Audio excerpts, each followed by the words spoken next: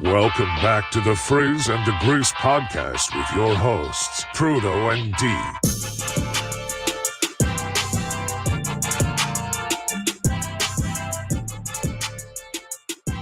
Hello and welcome back to the podcast. Appreciate you all watching live, listening on Spotify, Apple. Frizz and the Grizz back for another week. D, how you doing? I'm good, man. Long week, but I'm glad that it's a new week, baby. How you doing? Fantastic. I've fallen off the wagon already. How so? It's been live for 3 days now, Massachusetts, and it is fantastic. So I'm actually glad that it's not legal here in the Carolinas yet, or at least in North Carolina it's not, because I feel like I would place stupid bets just to try to win, and it's just a waste of money from me. So we're going to get into it, obviously, like what we can do and what we will be doing on the show, but like I'm glad it's not here. Just keep it up north, man. I'm glad I left in time so I don't got to deal with it. Yeah, I don't know how they're making any money because, all right, like real talk, I downloaded every app possible to get like all the free promos, and I think I have like I'm plus $500 of just money given to me by these apps. Just free usable money. Yes, and I pulled out all the money I put in, so like I'm house money right now. So we have a special little thing we're gonna do while I still have the house money from this week on. We're gonna have a special Frizz and the Grizz parlay, which is I'm gonna pick a game, a player, a prop, whatever, one leg of the parlay. D's gonna pick the other leg. We're gonna try to win some money for the podcast. Maybe get like a producer. We could pay a producer with all our winnings. What do you say? There you go. I like it, man. I'm a big fan. Like I said, I'll pick, but when we start to talk about, me putting in bread, you might get that passed by the missus first before I could just say that. Once I burn all them free bets, we'll talk. We'll start talking exactly to get into the funds. But hey, we got a good show this week. We're right on the heels of the NFL free agency starting, so we'll have a lot of NFL stuff. Maybe take a peek at the top NFL quarterback prospects coming into the draft. Also talk a little NBA. There was a potential rules change when it comes to awards we want to talk on. I got a little something in the Western Conference. And then obviously, we've been running this tournament all month. They say it's March Madness, but we've been hitting the madness for several weeks now. Bro, this Music Madness tournament, I won't lie to you. I was very skeptical at first by saying, like, we're allowing the people to vote. Hey, man, I am a man of my word. When I say I apologize because you guys, the listeners, everybody that has participated in the voting, like there are some matchups that have like 15 engagements. To y'all, that might not be a lot, but just remember at the end of the day, this is two dads at the end of their workday, like two husbands that just like love to talk sports. And like anything that you guys do to incorporate like us just growing as a podcast, we appreciate it and we love it. So like you throw a like on that, you send a retweet, like I'm going to comment on it. Everything is glitters and gold, man, because we don't do this shit for money. We do it because we love doing it. Yeah. So we're going to update the tournament. We actually have the Sweet 16. So 16 TV theme songs remain in our tournament. And I'm going to say it right now. I'm going to spoil it a little bit. You look at me, listener.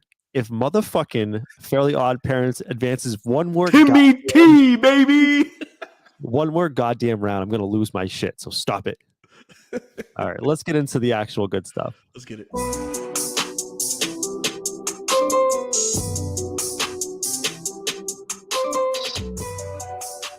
I feel like we got to jump right off top with the most, like, this guy is a lightning rod for conversation. Lamar Jackson. Yeah, so I know we didn't get to actually dig deep into it. I'll start off with it, and then you can run with it after. I'm like getting pissed off now. Like this is starting to get out of hand. And I've never heard of a exclusive tag. I only knew about the franchise tag. Tell you this, they sure as hell don't talk about the exclusive tag in Madden, right? So like, oh, my bad. It's non-exclusive. Non-exclusive tag. My bad. I thought I was eating the mic when the way you said that. But like, so the fact that he's signed, quote unquote, but his let's say contract can be matched for 2 first-round draft picks.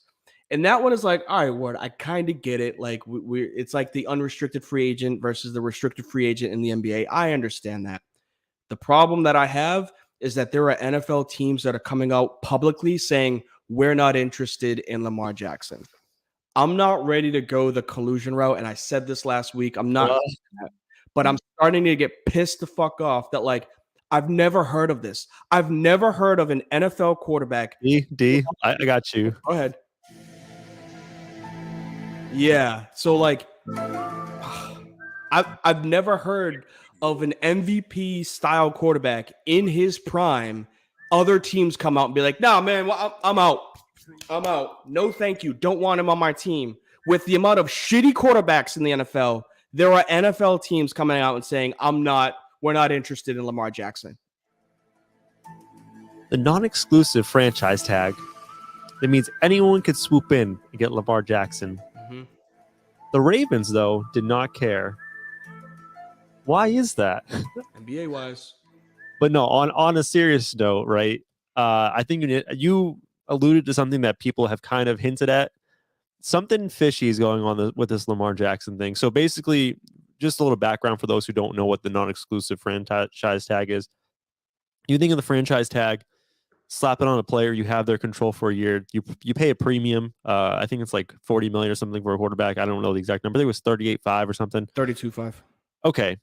So the non-exclusive tag basically says you have the rights for a year, but another team can come in and almost offer a contract and you have the opportunity to match. It's almost like a restricted free agent basketball contract where a team can place an offer, you can match and retain the player. If the team that places the offer gets the offer accepted and they don't get matched, the team in the Ravens in this situation would get 2 first-round compensation picks. The weird thing is, I thought it would be a good move for Lamar because hear me out. I'm thinking, all right, a team's going to attempt to give him probably not the Watson contract, but they're going to someone's going to throw the bag at him, right? Like $200 million guaranteed. He'll go back to the Ravens and be like, see, like, why y'all playing with me like that? And they'd be like, all right, we'll match you, whatever. I thought it'd be a good move. I understand the Ravens doing it because it's almost like, well, I don't know what to pay you, so let's see what the market's going to, decide. But it's just weird that nobody is biting at all up to this point. It's a win-win for the organization, and it's a bullshit move for people to say, well, we're just going to try to reset the market. Great time to reset the market off of, a former NFL MVP who we know when he's healthy, when he's playing, probably maybe the most, if not the most, in like top 3 biggest game changers at quarterback in the NFL. Like when it comes to what you have to do to stop him when he's healthy with the weapons he does not have, he is probably the most, or at least top 3, the most hardest player to get ready for because of what he can do on the field. And I just don't understand how there are teams out there, just to name off a few, that aren't high draft pick teams that are in the tweener area. The fucking Raiders, who just signed, who did we just say? They got Jimmy Garoppolo, right? We have the Indianapolis Colts, if they get a chance, who are 1 quarterback away, right? They have a decent defense. They have a really good run game. They have a really good passing game with Michael Pittman and all them boys. You have, I know the Cardinals aren't going anywhere, but you have the Rams, right? You have the Atlanta Falcons, who came out in they were in the midst of trading for him last season. He gets this exclusive tag and they're like, nah, I'm out. Nah, we don't want that. Like, instead of us giving him the $32 million, we're just going to be like, hold the horses. I know we were in, but we're not in anymore. I just don't understand it. And it came out of nowhere. Yeah, the weird thing is a couple teams have already come out and said up front, we ain't going to even look at it. So it's just weird. It's just the whole situation's weird. It kind of stinks, right? I don't want to say the C word, right? Exactly. The collusion word, but it just seems really, really bizarre. And I was trying to play devil's advocate on it today. I'm a Bucks fan, and my draft pick, I think this year is probably 15, 16. It's not a great draft pick. So I'm thinking, all right, if I'm the Bucks and I go for that, 15, whatever, it's not a big deal. 16, if I have Lamar Jackson, I'll probably be a better team and it won't be a top 10 pick. I'm just thinking the contract, right?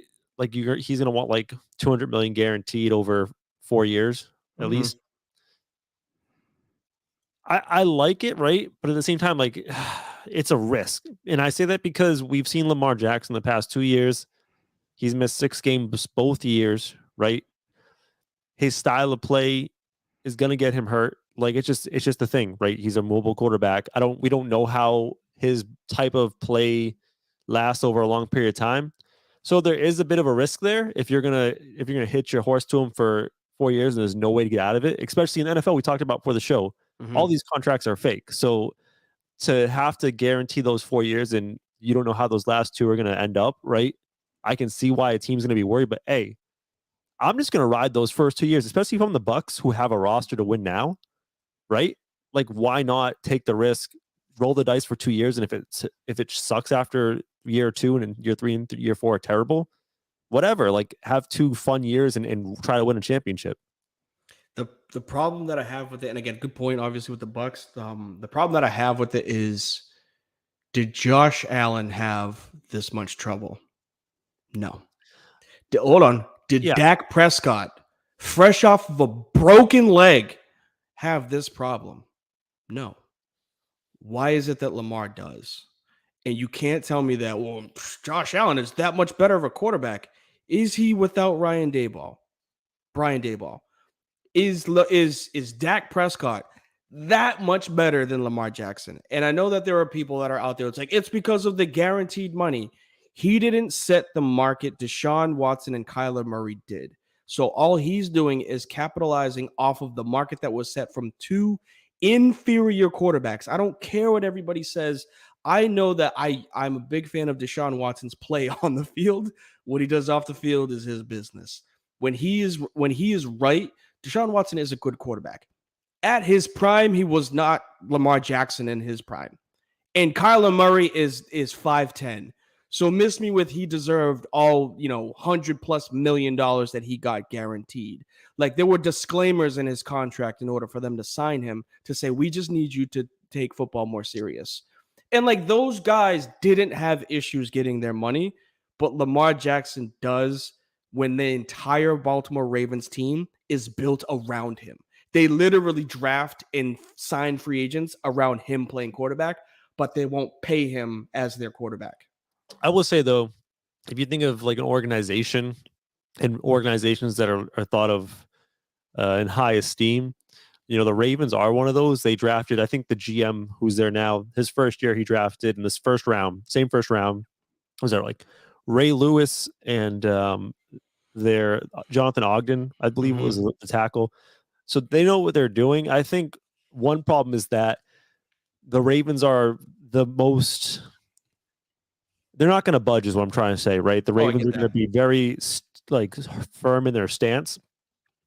And then I'm going to ask you this question: is part of the problem that Lamar doesn't have an agent? So like, he's dealing with a very firm and rigid organization without that representation, someone who can break them, right? Because you need an agent at times to play hardball, be the bad guy, use leverage to get what you want out of the organization. I know people have said, well, Lamar, his side is really easy. He just says, look at this guy's contract. Give me that.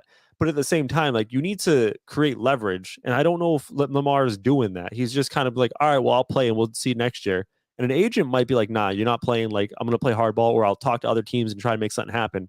And I'm wondering if you think the agent thing's a problem. I don't think it is, unless this filters into the 2023 season, because if there was something that like needed to happen, like you're saying, like, last season, my bad if I hit my mic. You said last season that like an agent would have told him, hey, play hardball, play, but don't play, like, risk this. We see that. So he sees that too. An agent isn't going to make that much of a difference when it's this caliber of player that deserves the money that he's requesting. If it were a lower tier and like he had to play, like, well, when you're out there, you're not really an MVP style. No, when he's out there, he's an MVP style quarterback when he's healthy. So like, if the offense wasn't catered around, not even just the offense, if the team wasn't catered around his play style, he was just a system quarterback, then yeah, I could see that. But no, the Ravens lose Lamar Jackson. They are in rebuild mode, literally like this. We saw it last year with their Pro Bowl quarterback that came in. Like, they are an enigma without him. So there's no hardball there's no like hard to get. He's the guy because you made the team around him. There shouldn't be two ways around it where an agent comes in and is like, well, they can finagle this or that. It's like, no, because if he's not on the team, we've seen how bad they are without him.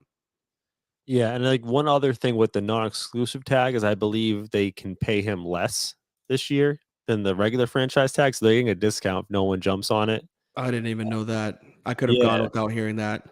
Yeah, so they get to pay him even less. I don't know. I will say like one saving grace could possibly be that there are probably teams out there like the Buccaneers or maybe even the Jets, hear me out, that are waiting for some of the dominoes to fall, right? Because I'm sure the Jets are like, they seem dead set on Aaron Rodgers. What if Rodgers at the end of the day is just like, I don't want to go there? No. Do you think the Jets are just going to eat it with Zach Wilson? I'm guessing there are teams looking at Lamar Jackson as like, all right, let's see what happens. Maybe I'm the Bucks. I'm like, maybe I'll draft a quarterback, right? That's my thought. And if maybe the draft doesn't break your way, you're like, all right, well, Lamar's still there. Like, let's try to do that. So maybe there is a chance for him to get that contract still. I'm not going to like lose sleep over it, but it's just the whole situation is kind of fishy. I think if this falls through with Rodgers, because we already saw the first domino. We haven't got to free agency, but we will. We saw the first piece fall with the Raiders. That was our sleeper pick. We were like, oh yeah, like if it doesn't happen with New York, like they go with Rodgers and they have, the Devontae connection. Obviously, they got a nice little, Hunter Renfrow like playing in the slot. They got a good little offense. They got the tight end Waller, so like they got a decent team. They don't need a quarterback now. Like they went with Jimmy G. I can't argue that. Well, I'm not saying that they don't need Aaron Rodgers, but like they got their guy essentially is who they're gonna go with. So if New York doesn't get Aaron Rodgers, you better be on the phone with Baltimore because you are throwing literally everything away with your young core if you don't have a quarterback. Mike White, again, I don't want to give it away, but Mike White isn't there anymore.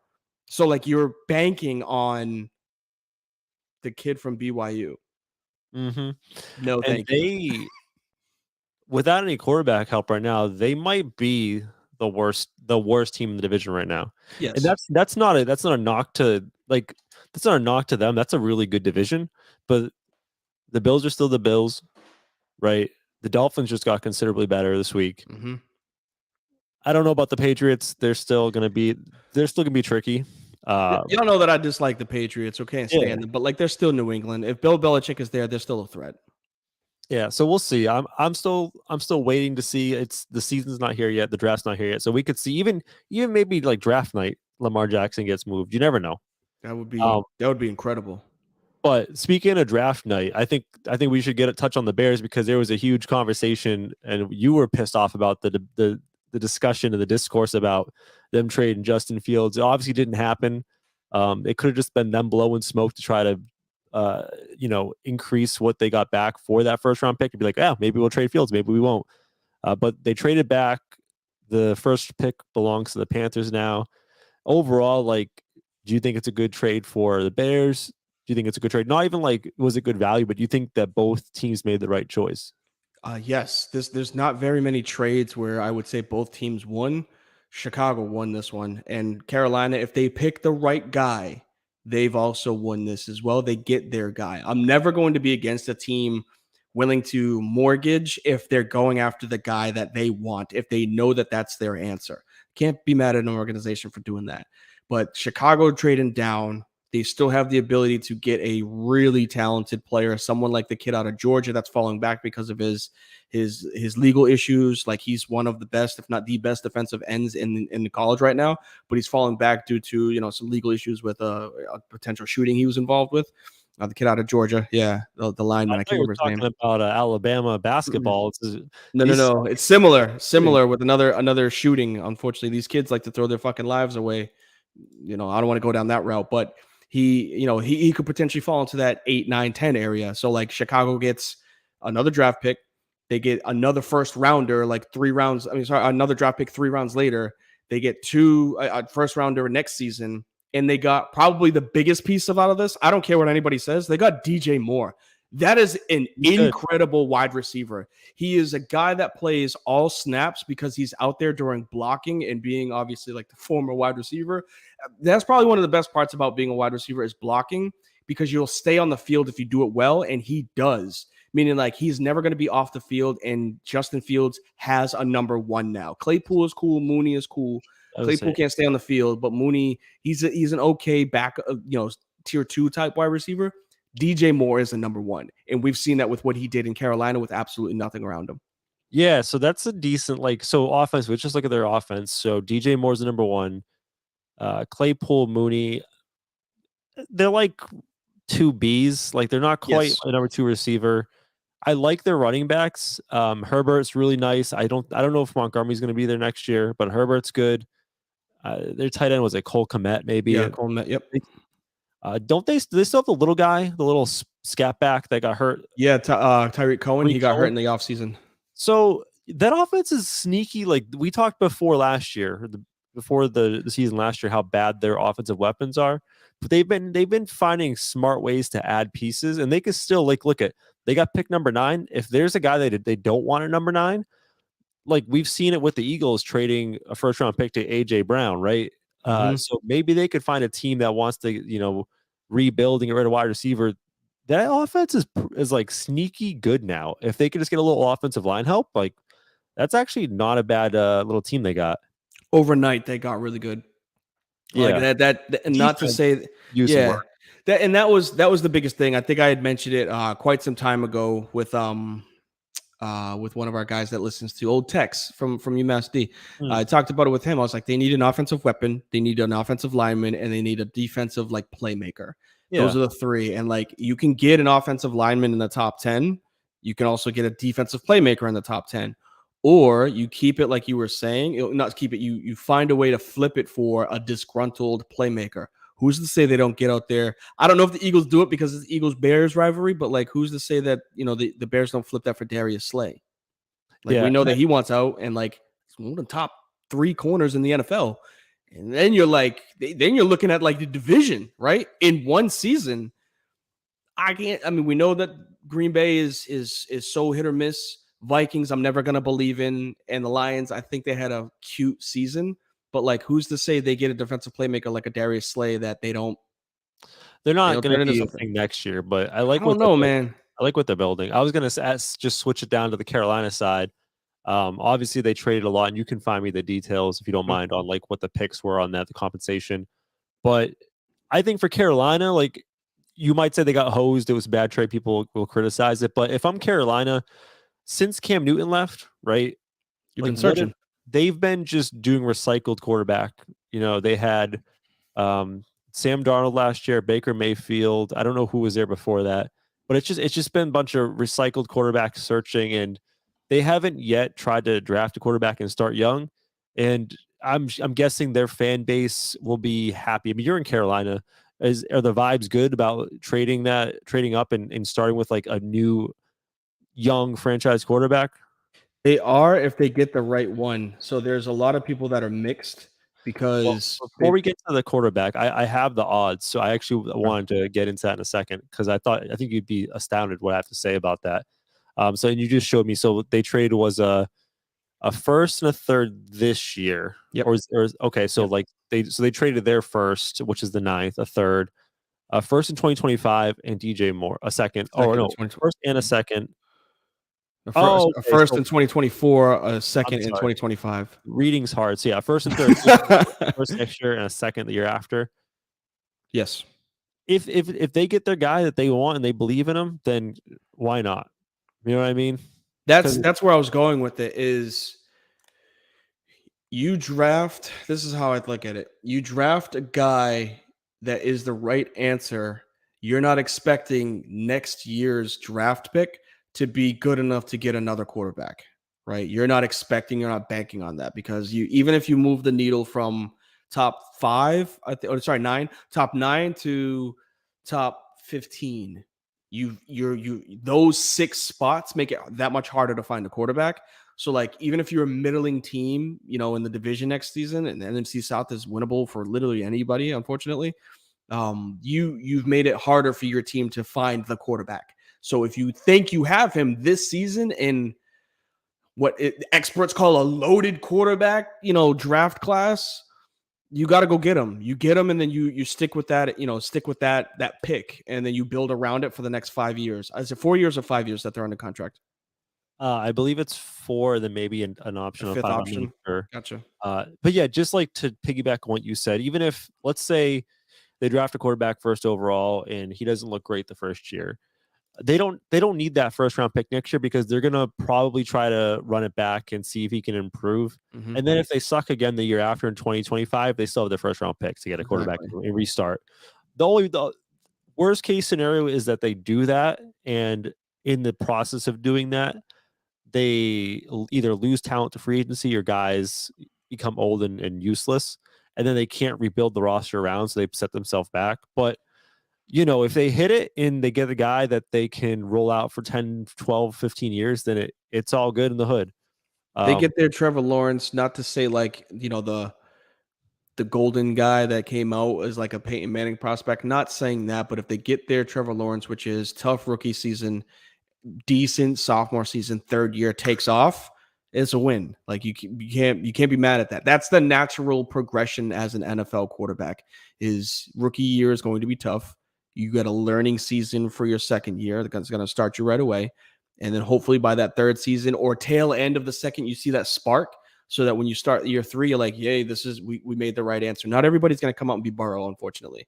And like he even tried to come out and be Burrow and he got hurt. So like it's not like all that was glitters and gold for him in Cincinnati with being the first round overall pick.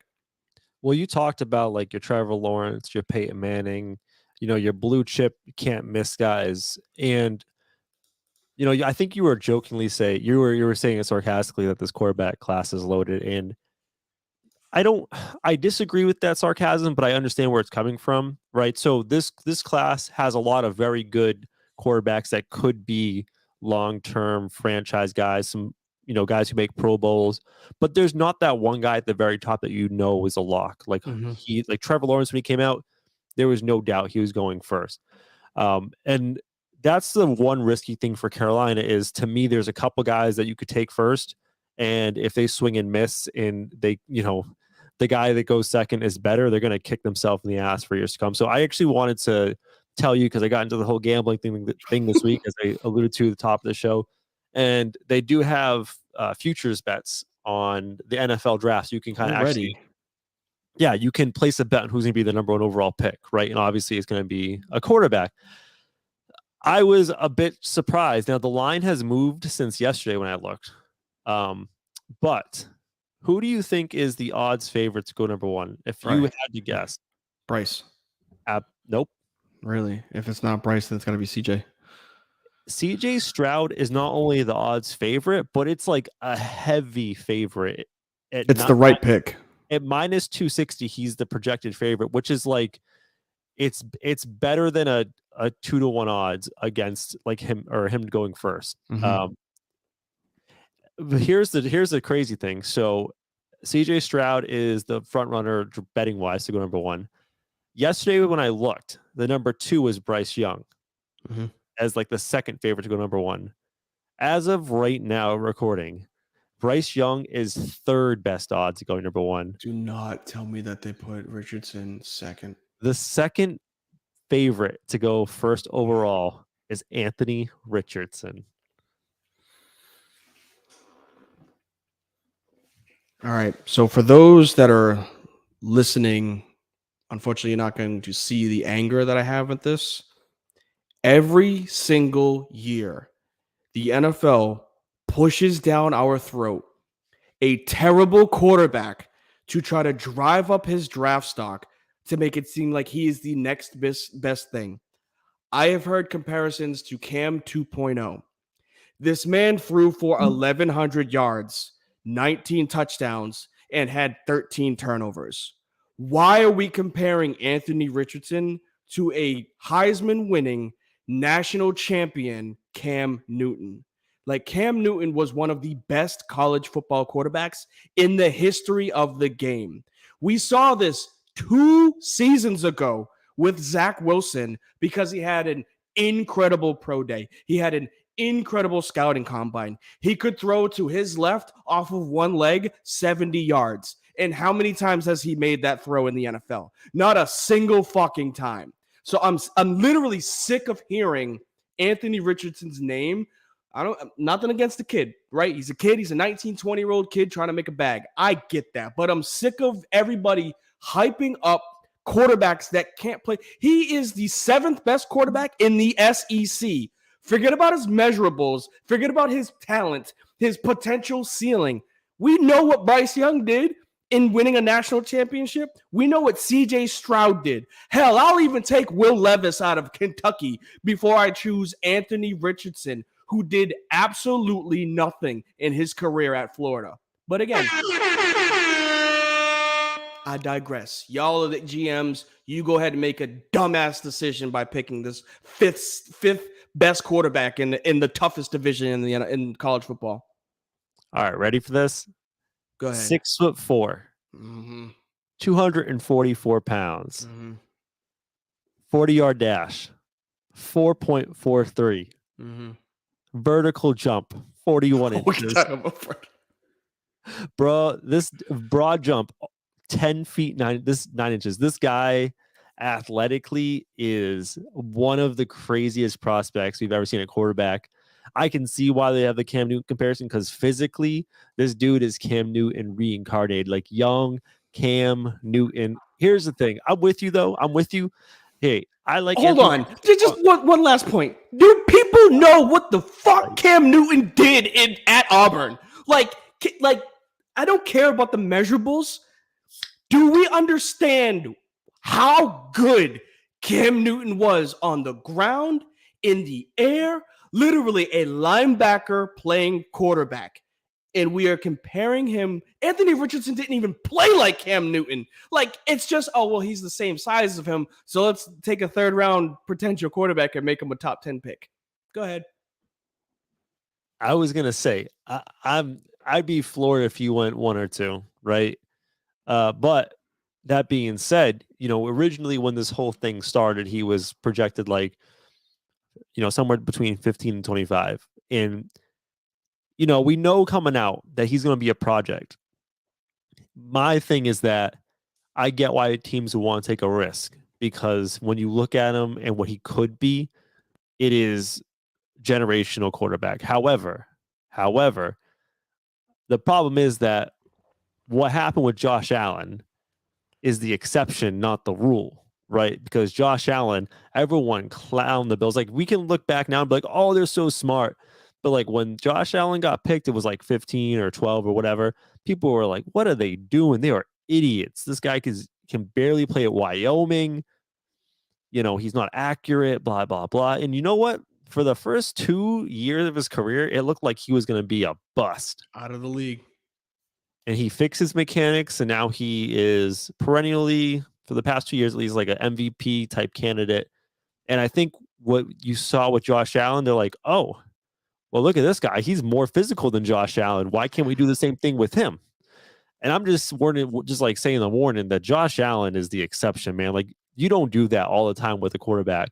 Although, to be fair, Jalen Hurts had his throwing and mechanic problems when he came to the NFL. And now look at Jalen Hurts. He can sling it like anyone else. So I'm not, maybe we've gotten to a point where we can fix inaccuracy, but man, I wouldn't be drafting a dude that's that much of a project in the top, with my top 1 and 2 pick above Bryce and CJ Stroud. That's all I'm saying. Even just the recency bias, and I'm done being aggravated. I got a playoff game tonight, so I can't be too animated and emotional.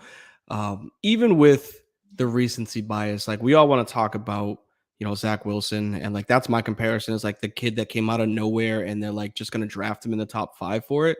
Not just his like physicalness, but I'm saying like what's happening in the NFL. Look at what's going on with Trey Lance in San Francisco. We were blown away with what he can potentially be. And like, we know San Francisco traded the farm for him. He's played like 5 games in 3 seasons. That was your guy, by the way. It was. And like, yeah, I'll admit when I'm wrong. Like he was in a better situation being removed from the NFL, from college football for a season, than Anthony Richardson playing for 3 years. Now I'm starting to think this more. I'm actually getting more Anthony Richards, more pro Anthony Richards as we start to talk this thing out. You said when we started this sarcastically, again, I will say, this quarterback loaded class, and you were being very sarcastic because you're like this. You don't believe these quarterbacks are as good as the pre-draft hype, right? Correct. If there is no guarantee at quarterback, like if there's no one guy that's like, oh, that's gonna be my franchise guy for 12 years, 15 years, there's no Peyton Manning type. Why not draft the dude who could be generational? And if you swing and miss, then you just do it again. Because if you don't believe that Bryce or CJ Stroud is that dude, why not take the dude with the highest upside, highest potential? I'm not agreeing with the take, but I'm just playing devil's advocate of like I can kind of talk myself into this a little bit. Because it's a franchise changer. You may not get the number one pick ever again. You just traded away. Speaking from a Carolina standpoint, because we're talking about him being number one or number two. So number two is Indy. Oh no, Houston. So like you may not be number two or number one again. The tankathon or the next quarterback. Look, I watch college football probably just as much, if not more, than anybody that's ever watched our show. There's no another tier quarterback. Like right now, we've talked about CJ Stroud and Bryce Young for the past 2 seasons, post the Joe Burrow, post the Justin Fields, post the Mac Jones, that group that was leaving. These were the next group of players. Like we've talked about Will Levis for the last 2 to 3 seasons. There is nobody talking about quarterbacks like next year. So like you're going to be what's up, Kitty? You're going to be in this area where you pick that quarterback. You're going to have him for 3 seasons. So you better be right with it. Yeah. I'm just curious. Do you have any idea? Is it just the size on Bryce Young? Because I think he measured it like 5'10", a shade over 200, like 204. What we all know, like when you do the combine, you want to do the weight, you just pound a gallon of water. So they're thinking he's more realistic, like 198, 5'10", 198 real weight. Does that concern you? Because I don't know where to go because the betting sites, right, have Stroud, Richardson, and then Bryce Young.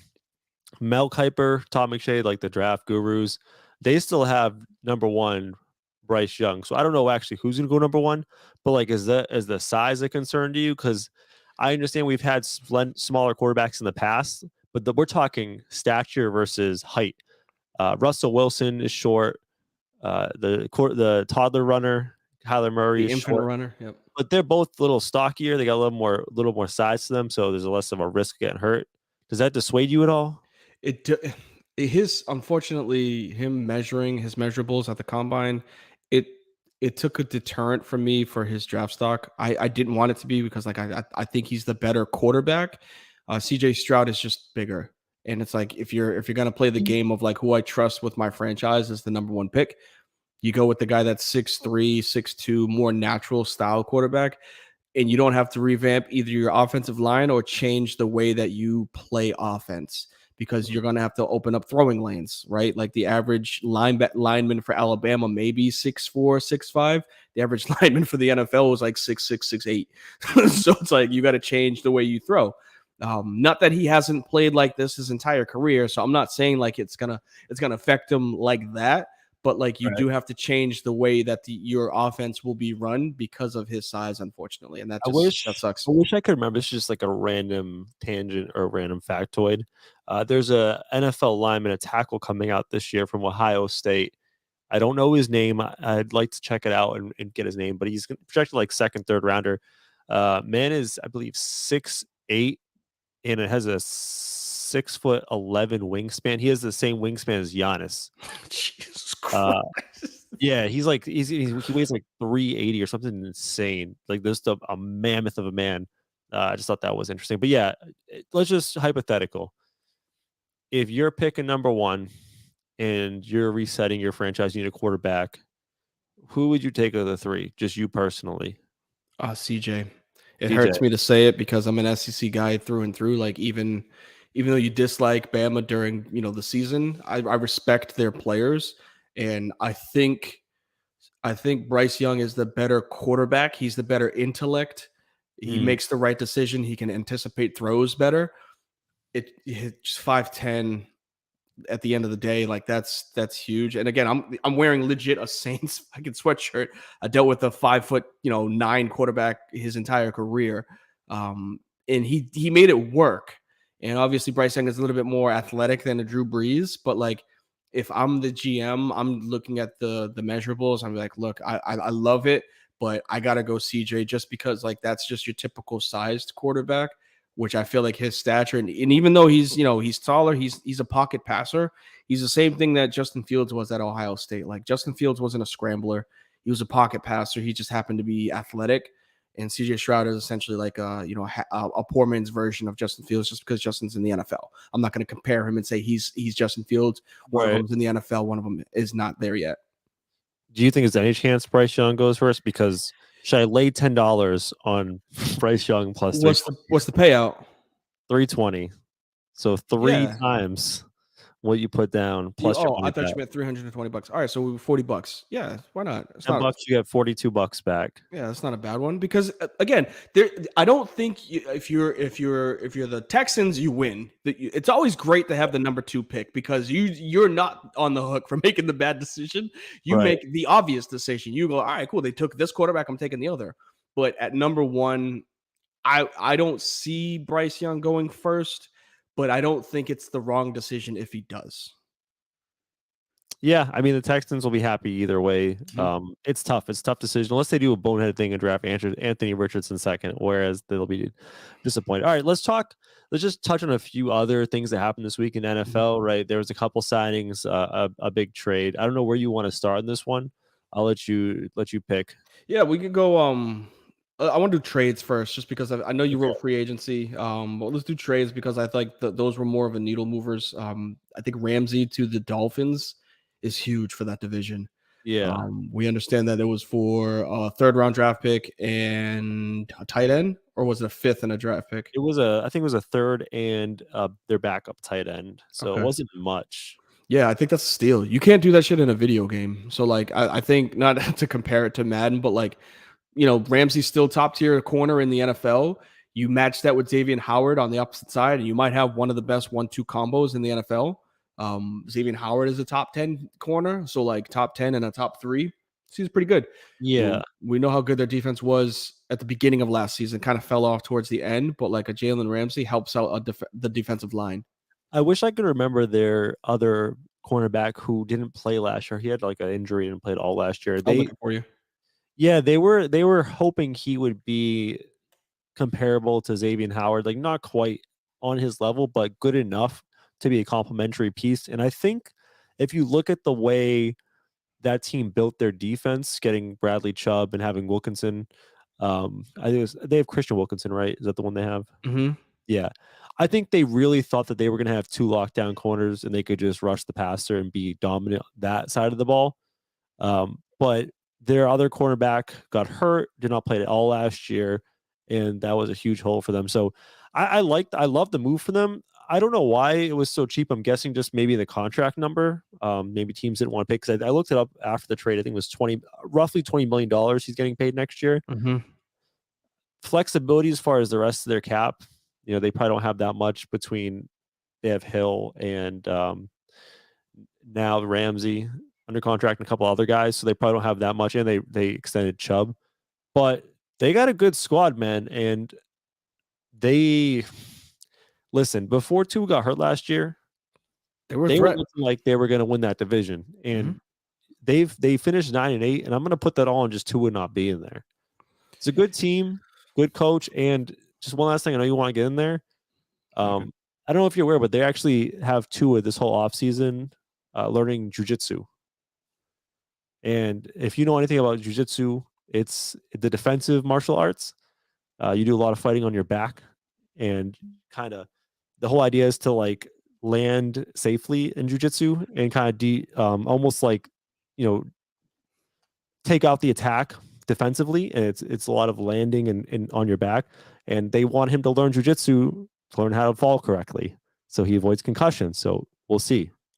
I love that you brought that up. I didn't really have anything else to touch on the Dolphins, but I love that because I said it last season. I was like, he doesn't know how to fall.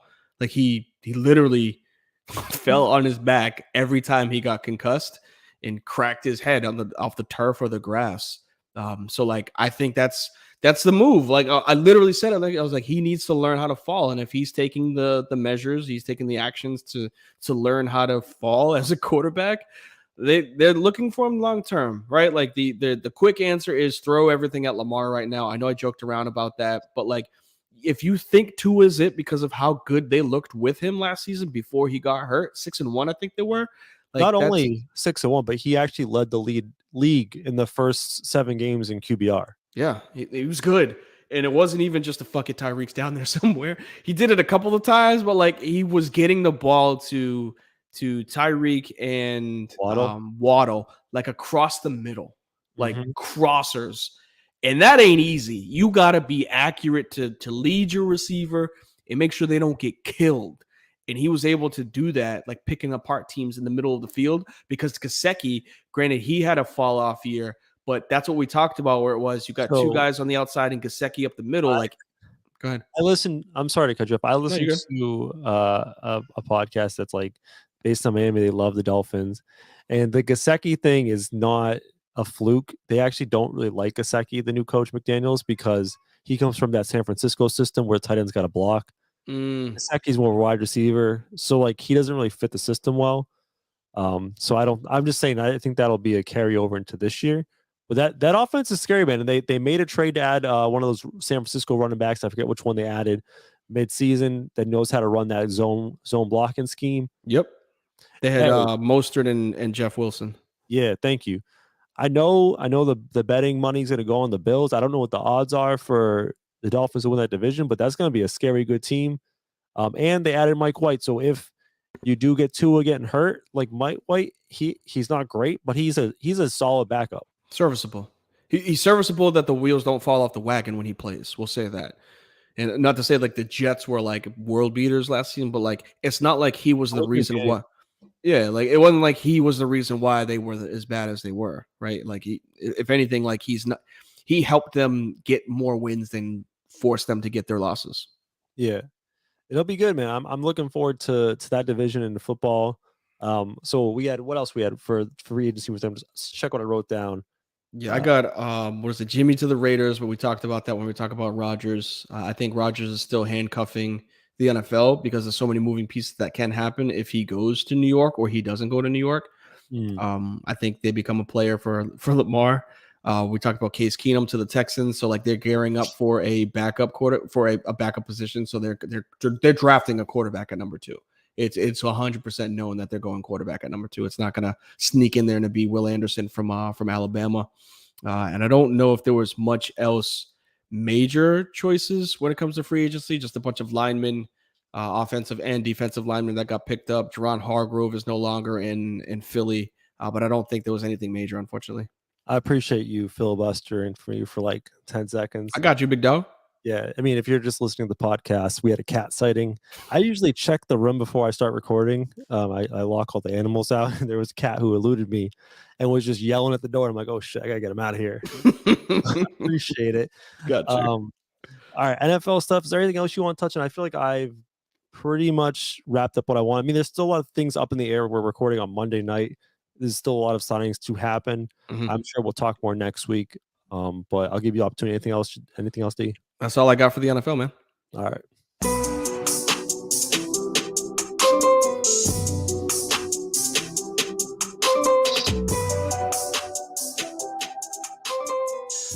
So we want to do NBA. D wanted to bring up the NBA awards rule change thing, but I actually had a question because I was thinking to myself today, and I actually didn't tell you what the topic was going to be, but like the Western Conference, I'm looking at the Western Conference now, right after KD gets hurt. The Kyrie Luka thing ain't looking too good.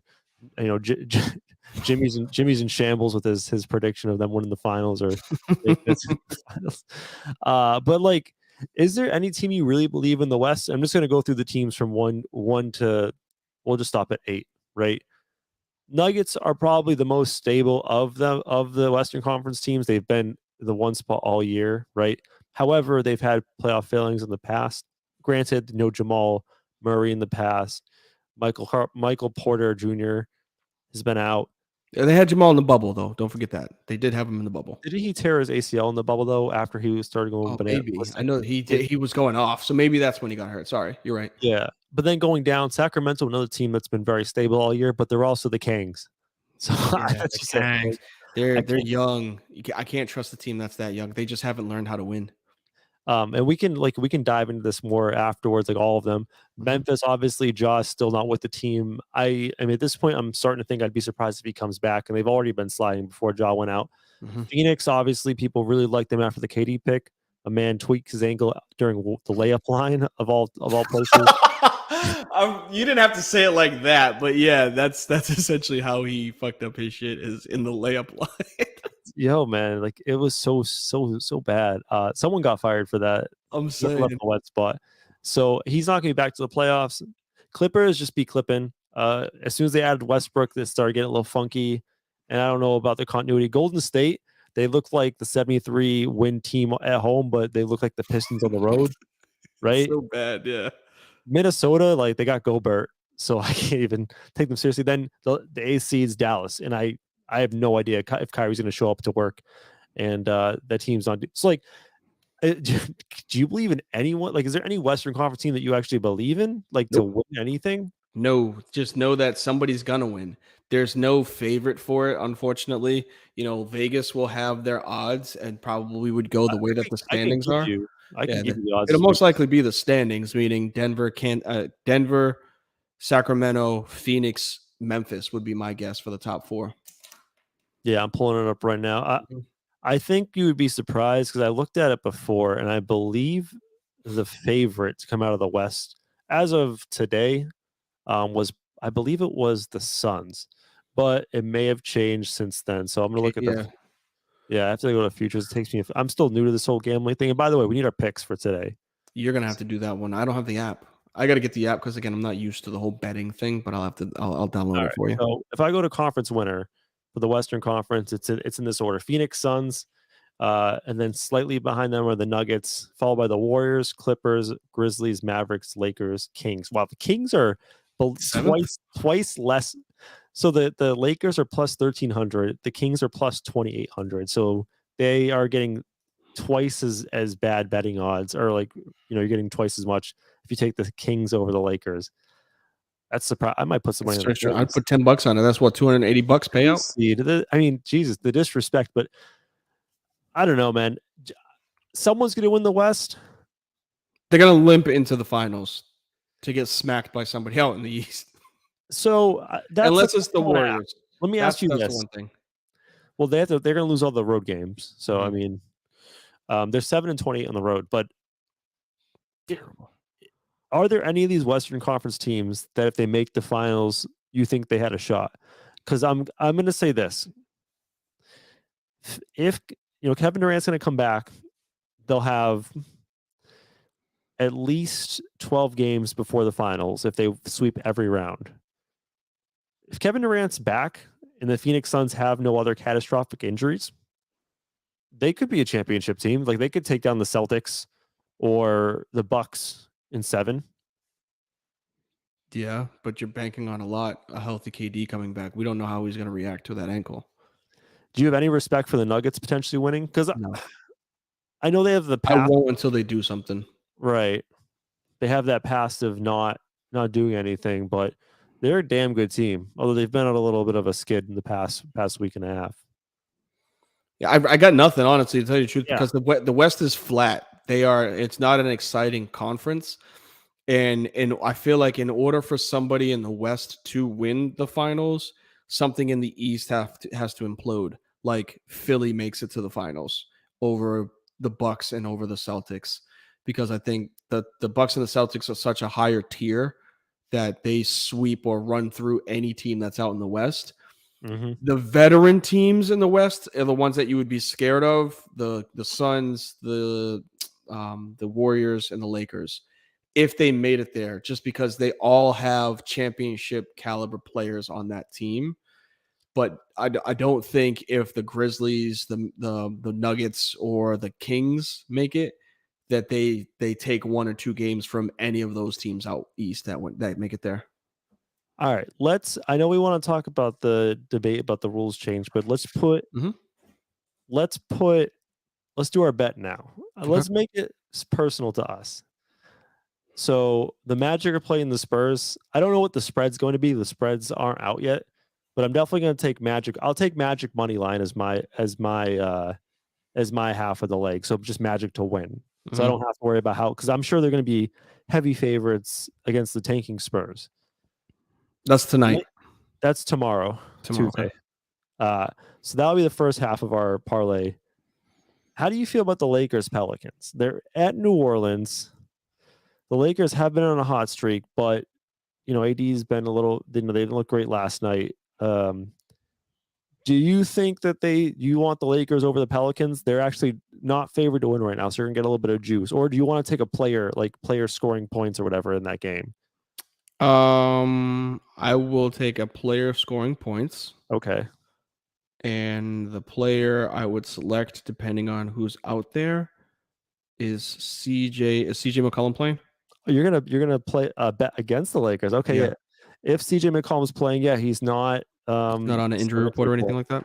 So you're gonna take CJ McCollum over. You can take assists, 3 points, whatever you want. It's wide open. Just give me flat out points. Okay. How many points? What's his? Oh, I can just guess how many he's gonna score. You can. I don't do this, bro. I'm used to this. Pick over. I think he's gonna go off for more than 25. You want CJ McCollum plus 25 points. Yep. All right. So our parlay for the first Frizz and the Grizz parlay, and I got a couple free bets I'll use in this one. So we're taking CJ McCollum to score 25 or more points against the against the Lakers, and then we're just gonna take the Orlando Magic to win money line against the Spurs. You know what I'll do? I'll switch mine. We'll do 2 players. I'm gonna take Paolo Banchero, 20 plus points against the Spurs, because I think Franz Wagner's out, or he's game time. He twisted his ankle against the Heat, so they're gonna rely heavily on Paolo to score. He averages 20. He's averaging 20 a game. They're playing a shitty Spurs team with a lot of injuries. So Paolo plus 20, and we're taking CJ McCollum plus 25. I like it. Let's do it. I like that. All right. So G, you want to tell me what you brought to me today as far as the rule change things concerned? Yeah, I want to get to the music. So this is just brief, and I think it's going to change a little bit. I don't know how much it moves the needle for load management, but the NBA either passed or is proposing a rule change that major awards are going to come with a minimum game, like, I guess, what's the word I'm looking for?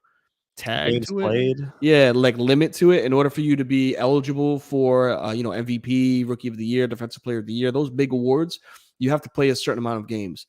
Depending on what they put the games at, I'm a big fan of it. If they lower it to like 50 something, I'm be like, all right, this is a waste. But if they put that in that 65, 70 area where like, that's insane, dude. Hey man, like I think it's worth it. Like, let's look back to the 90s, right? Like MJ, I hate saying the name, but like Malone, Olajuwon, Shaq, these dudes were balling night in and night out, and they were playing the same 82 games that they play now. They haven't adjusted the schedule in quite some time. So like they were out there for 79, 80, 81, 82 games. And like now we got MVPs or players that are, eligible for the MVP playing 60 games. Bro, that's like 1/4 of the season they're not showing up. Like it's a whole nother topic to go about like load management being a problem. But like when it's now starting to affect like award winners, like I got a little bit of a problem now. Like I didn't see this man for 25% of the season, but he's still eligible to win MVP or Defensive Player of the Year or Rookie of the Year, because we've seen issues with that with rookies that like get hurt, but like we think that they're going to be good, so we give them the Rookie of the Year. I don't know. I think it's a good thing if they can manipulate it the right way. What did you set the number at? 65 to 70. Okay, because I'm looking at just as a sample. So I believe 21-22, 2021, Jokic won. 18-19, 19-20, Giannis won. So in his 19-20 season, he only played 63 games. So was that the bubble season? So does that not count? Yeah, 19 to 20 was bubble. I was trying to find out how many MVPs we would disqualify, because I feel like 70 is really high. Is it though? That's 2 weeks.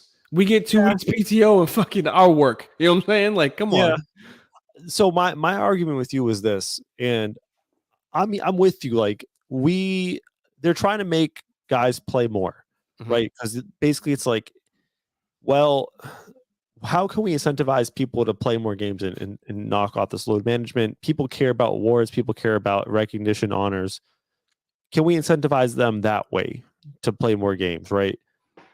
And I was trying to make the argument that if you're going to win, if you're trying to win MVP, if you're trying to win Rookie of the Year, the amount of games you play does matter in already, because voters take account for how many games you're missing, and they will not vote for you if you're missing games. So, for example, this year, Giannis has been out, I believe, since pretty much the All-Star break. Maybe he came back, but I know he's been out with the wrist thing. Yep. He hasn't played for a while. If you look at his odds to win the MVP, it slowly fell way back, and he's pretty much out of it. So it's down to Embiid and Jokic. So to me, they already have that sort of qualification for the highest tier awards. But I'm with you on this. We saw the All-Star game this year. Your boy Zion made it, and he missed a ton of games. The guy behind him in points or voting was Anthony Davis, who also missed a ton of games. Let's put those requirements on things that actually have financial implications. That's exactly All-Star what I was going to game, all NBA teams, because there are guys who have in their contract elevators where if you make an all NBA team, you get a ton of money. So there's some sort of financial incentive. I'm here for having a minimum of because here's the thing, it kind of 70 is kind of tough, because if you roll your ankle, you're missing a couple games. Injuries are different. Can we agree on 65? What's that? 65. Yeah, I could do 65. Play a minimum of 65 games to make an all NBA team or an all-star, or equivalent for half the season of the all-star game. I'm here for that. I'm just saying, if they only apply it to the awards, I don't think much will change, because you're only talking about, for the major awards, 2 or 3 guys that are actually in it, the conversation. True. So your Kawhi Leonard is still going to load management because he's not in the award race. Right. Your LeBron James is still going to load. I'm not trying to pick on the Lakers, but he takes nights off. He's old. Make it for those all contract based NBA All-Star appearances, because that's 15 guys on All NBA, 30 guys All-Star. You'll get more guys buying in. I think it's a good idea. I just think they're approaching it in the wrong way. Yeah, I can agree with you with it being anything that's incentivized via contract. You also got the side that will say that's NFLPA stuff. Like, why is it that you're telling me I got to play in order for me to get my money? It's because that's how the world works. Like, you got to show up to work to get paid. We don't have the Kyrie Irvings making first team All NBA in a season that he missed 50% of the season, right? So he's getting extra kicks and bumps on his contract for playing 50% of the year. You know what I'm saying? So I think I'd agree with that one. I'm even willing to drop that to 65 instead of the 70, like I was saying. But it's a start. It's a start in the right direction. I think it's not going to prevent load management, but it's going to make people think about all right, you know what? I was going to take the night off of the back end of a back-to-back. I'm going to show up instead. I don't want to get us too, I know we want to get out of here and do the music real quick, but Stan Van Gundy made a really interesting point about a month ago that, we have more guys taking nights off, but yet injuries are still up despite that. So there is an argument that load management isn't the end all means all. And I listened to a couple of podcasts trying to break down what the issue was with the injury, and their hypothesis, and I just really quick want your opinion, is that the NBA now in 2023 is far more explosive, athletic, bigger, stronger, faster than it ever was in the 80s or 90s. I know people, sweat the 90s and 80s, MJ, but it's a fact that those guys were not as physically imposing. They might be just as skilled and maybe not physically imposing. You get guys that are more muscular, more faster, and the intensity of the game is higher because of that. You're going to get hurt. And there's nothing you can do about that, load management wise. I'm agree with that. I'm not going to be against that. It's just that's how the game is nowadays. It evolves. Yeah. All right. Let's move on and get some jams.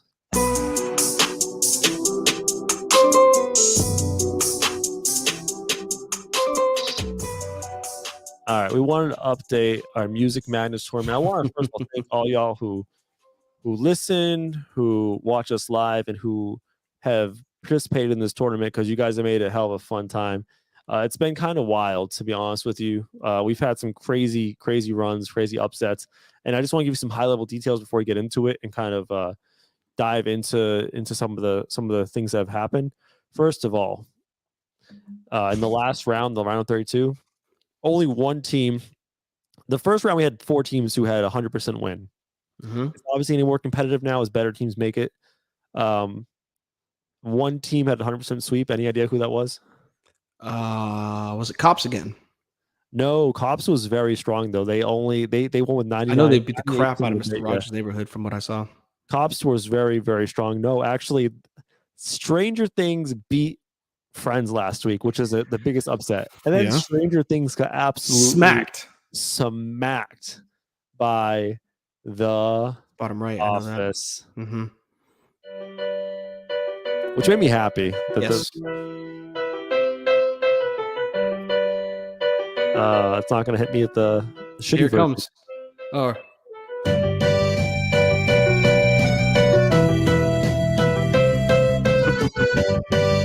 The Office could have a run. Who knows?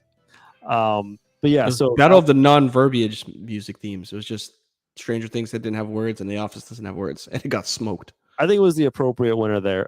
So a couple other housekeeping notes. As far as who we have left in the Sweet 16, of the top 4 seeds, right? 1, 2, 3, 4 seeds. There are only 3 top 4 seeds left. 1 number 1 seed, 1 number 2, 1 number 3, 0 4 seeds are remaining. The most common, this is bananas. The most common seeds left. There's 2 number 7s, 2 number 8s, 2 number 12s, and 2 number 14s.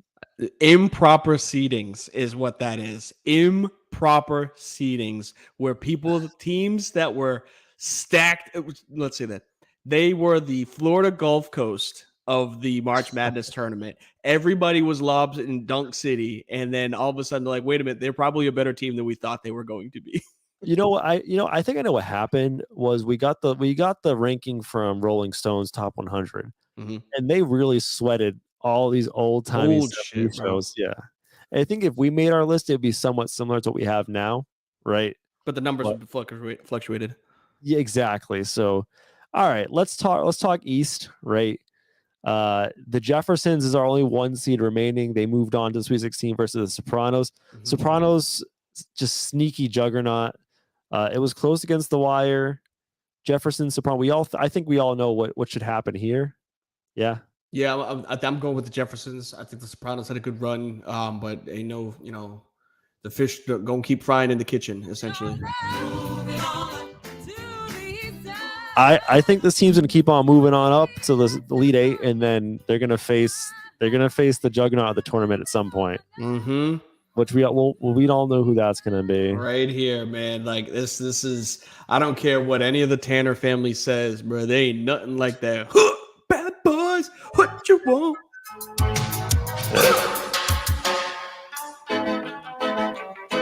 Bad boys, what you want? What you want? What you gonna do? Yeah, that track just fucking slaps, bro. It's so good, dude. The other matchup is Full House. Full House has made a good run. They're one of our 14s. Playing Cops. I feel like that should go Cops, but people love Full House. Yeah, and I hope that we don't get into the area like we were afraid of this with Stranger Things, that people vote the show versus the actual theme. There were some people that I confirmed with that were saying, "Look, man, I didn't know who that was, so like I chose the one that I knew," which is fair. It's fine. Right. Now we're getting into the area where people know these tracks, so I just want it to be an honest battle compared to just voting because you like the show. I do have a proposition for you, by the way, since we're in the Sweet 16. In the past, like the first 2 rounds, we said if there's a tie, there were no ties last round, but if there is a tie, we said the higher seed advances. I think we should have a sub council if there's a tie and pick the winner. So you want to vote here? No, like let's say Full House and Cops tie next week. 7 apiece, right? I'm sorry? They get 7 apiece because that's a lot of votes. They get 7 apiece. And let's just say Cops was the lower seed. We could say we both think Cops should advance. We can push them along. I think that's fair, just so we don't have any weird teams just continually moving on.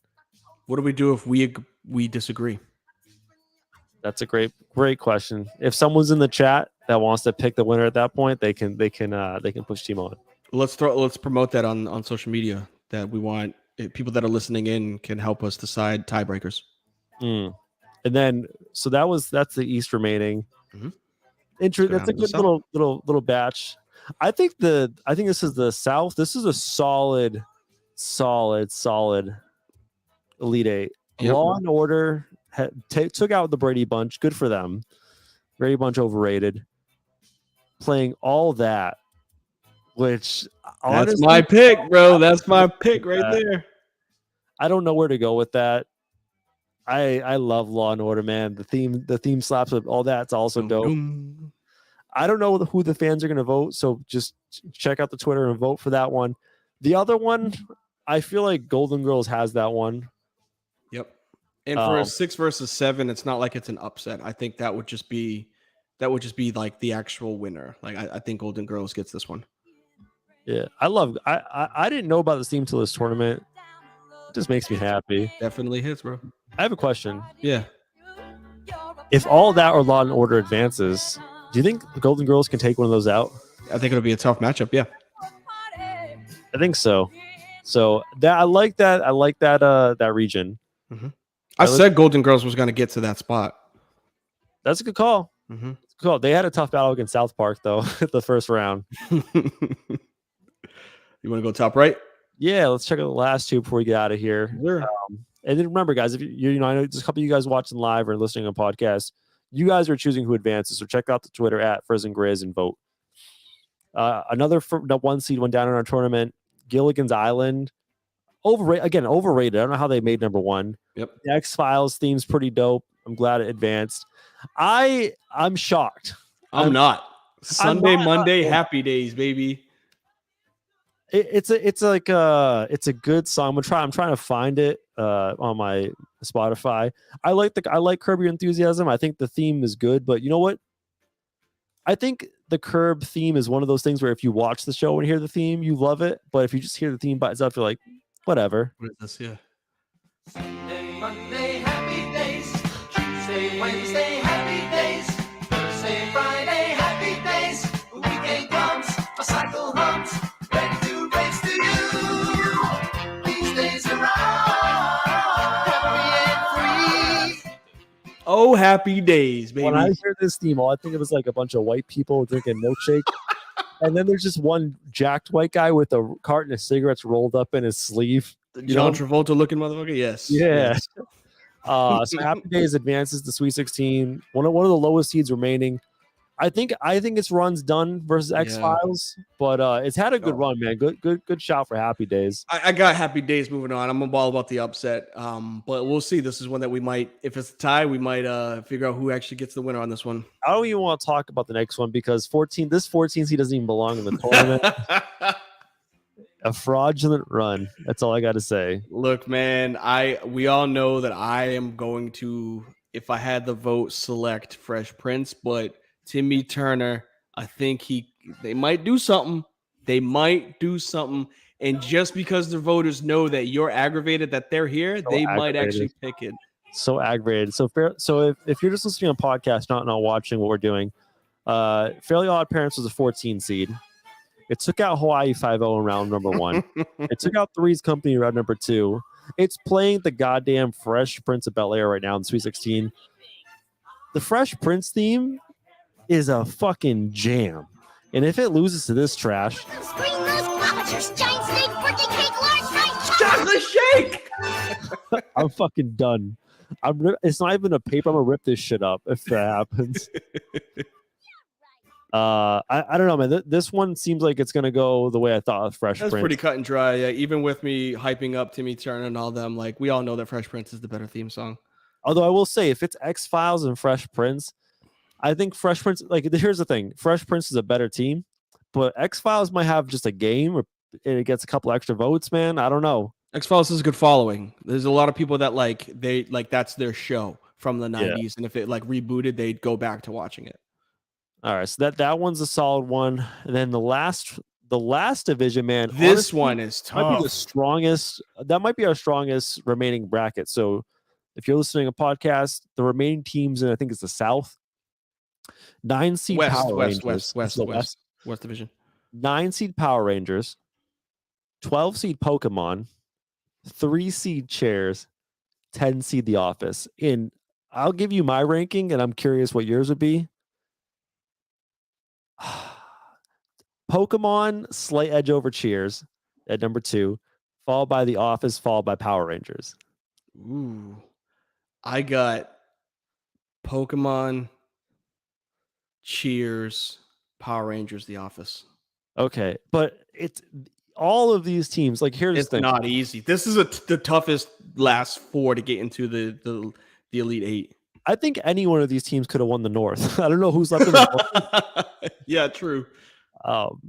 Yeah, it's a tough one, man. And I came into Cops this, is in the North, so maybe not. all right, I take that back. I came into this not really knowing about the Cheers theme song, and man, I just love it now, man. Knows your name, and they're always glad you came. You wanna be where you can see the troubles are all the same. It's just so happy. Very yeah. Everybody knows your name. How do you see this region shaking out? I got Cheers over The Office, probably. Yeah, that's what I got too. This Pokemon- is the toughest matchup of the entire tournament. Here's Power the Rangers thing. versus Pokemon. I almost want to say Power Rangers has had a fraudulent run because round 1, Sex in the City, kind of weak. Mhm. Sanford and Son, I actually don't know how that theme goes. Mhm. And then Pokemon's had to take out Star Trek, which is weak, but it took out The Simpsons pretty easily. I thought that'd be a real close one. So I don't know. I think maybe we were overestimating Power Rangers. Possibly, but yeah, I got Pokemon on this one just because of Ash Ketchum. It's a slap. We'll close out. We'll close out today with the Pokemon theme. Okay, I like it. I'm curious what the Power Rangers theme you're thinking of.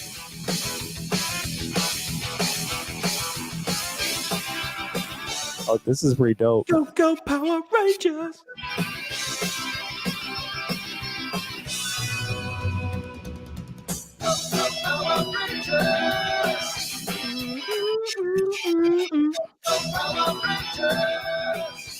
How was this a 9 seed? Power Rangers. All right, Good track.